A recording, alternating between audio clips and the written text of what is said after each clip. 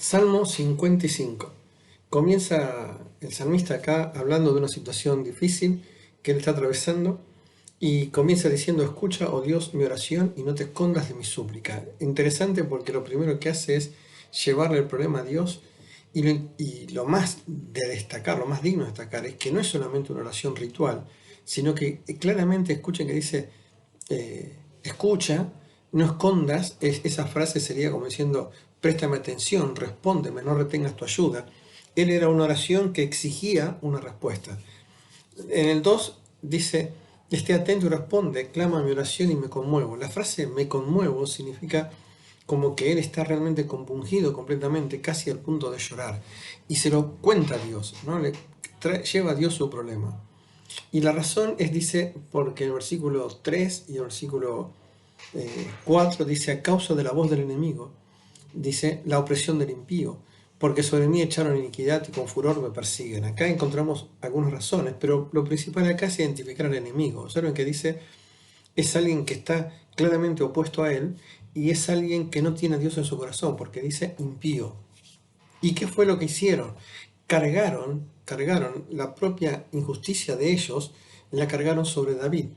Y no es una persecución momentánea, sino que realmente tienen odio hacia David, quizá porque David representaba las cosas de Dios, ¿sí? El 4 dice: mi corazón está dolido de mí, terrores de muerte me han caído, temor y temblor vienen sobre mí y terror me ha cubierto.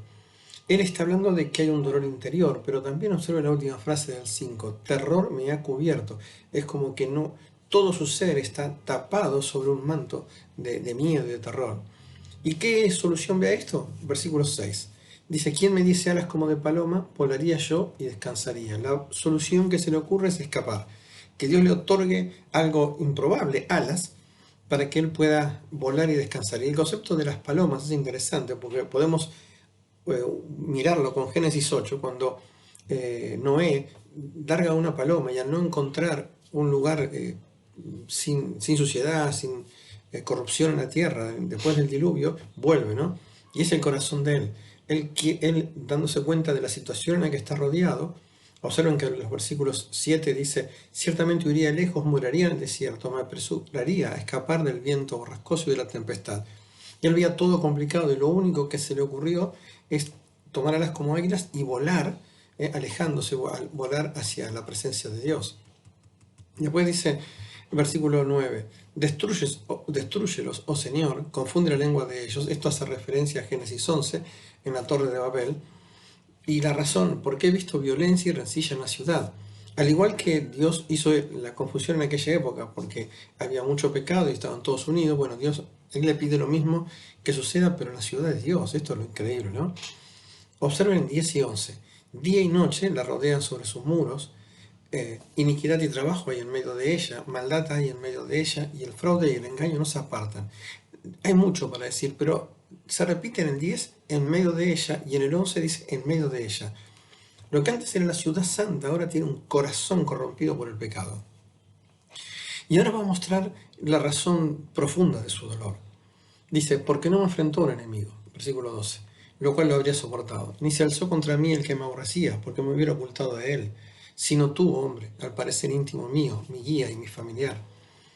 Está diciendo que si hubiera sido cualquiera un enemigo, como dice acá, o alguien que lo odiara, él lo hubiera entendido, comprendido, y le hubiera sido más fácil llevarlo, pero no, dice, era un amigo íntimo, un familiar. Por esto, algunos creen que este salmo se puede referir a Absalón, un familiar, que era su hijo, que se rebeló contra él, o a Aitofel, que era su consejero íntimo. Eh, pero la realidad es que era alguien en que él confiaba sumamente, alguien que estaba en su entorno personal. Miren el versículo 14. Dice que juntos comunicábamos dulcemente los secretos, tenían intimidad. Y esto es terrible. Y andamos en amistad en la casa de Dios. O sea, esta persona simulaba, era hipócrita totalmente, porque simulaba amistad aún dentro del templo de Dios. Esto es realmente increíble, ¿no? ¿Y qué es lo que pide entonces ahora? Versículo 15, que la muerte le sorprenda, que desciendan vivos al Seol. Y esto hay referencia también a Números 16, ¿no? Cuando Coré y toda su familia fueron tragados por culpa de su pecado. Dice: pero hay maldad en sus moradas. ¿Por qué hay maldad en sus moradas en medio de ellos? Versículo 16.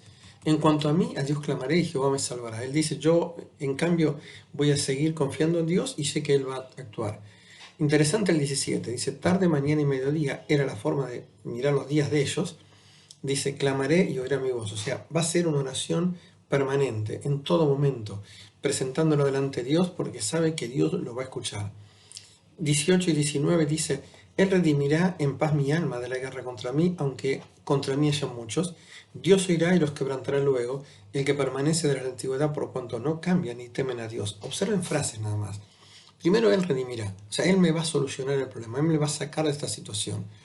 Aún cuando sean muchos, no importa la cantidad de enemigos, Dios es más poderoso. 19 dice, los quebrantará luego. No importa que el juicio contra ellos no sea hoy, ya sabe que Dios decretó la sentencia. Versículo 20. Extendió el enemigo sus manos contra los que estaban en paz con él, violó su pacto, fue lo que hicieron, lo traicionaron. ¿Y cómo lo hicieron? 21. Dice, los dichos de su boca son más blandos que mantequilla, pero guerra en su corazón. Suaviza su palabra más que el aceite, más allá son espadas. ¿Qué quiere decir esto? Que le hablaban dulcemente de frente, le hablaban de amistad, le hablaban de compañerismo, le endulzaba cada palabra que decían, pero en realidad las palabras eran espadas que traspasaban el corazón de David. ¿Qué hace frente a esto? 22. Echa sobre Jehová tu carga y él te sustentará. Esto lo toma Pedro, ¿se acuerdan cuando dice echando vuestra ansiedad sobre él? Y el concepto es esa iniquidad que los contrarios se habían echado sobre él la vuelve a poner sobre Dios. Y no dice a los pies de él, sino sobre él, porque esto significa que Dios sabe que es una carga y él la va a llevar, y él se hará cargo de esto y él te sustentará, él te va a dar las fuerzas que no tienes, porque él nunca va a dejar permanentemente caído al que confía en él. Termina diciendo, mas tú, oh Dios, este es el juicio final, harás descender a aquellos al pozo de la perdición. Los hombres sanguinarios y engañadores no llegarán a la mitad de sus días, pero yo en ti confiaré. Y acá quiero hacer una última reflexión. Dice, no llegarán a la mitad de sus días. Quizá humanamente los vemos, realmente los hombres que tienen estas características, continuar con su vida alegremente en la tierra. Y hasta pueden llegar a tener muchos años, pero hay que pensarlo en el plano de Dios.